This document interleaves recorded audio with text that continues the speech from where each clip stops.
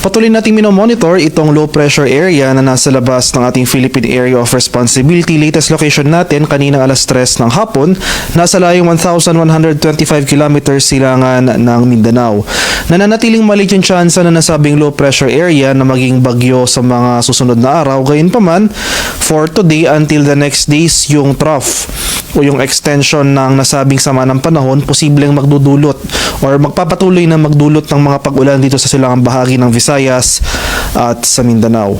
At dahil naman sa northeast monsoon o yung hanging amihan, makakaranas rin tayo ng mga kaulapan at pag-ulan dito sa northern and eastern portions ng Luzon. So most of Cagayan Valley as well as Aurora, Quezon, Bicol region makakaranas ng mga pag-ulan.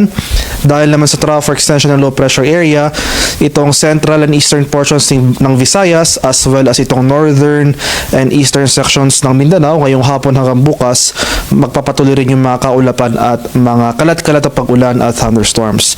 For Metro Manila, talalabing bahagi na ating bansa, bahagyang maulap hanggang sa maulap na papawirin na ating inaasahan. May tsansa pa rin tayo ng localized thunderstorms sa nalalabing bahagi ng Visayas at Mindanao at tsansa naman ng light rains ang mararanasan sa nalalabing bahagi ng Luzon.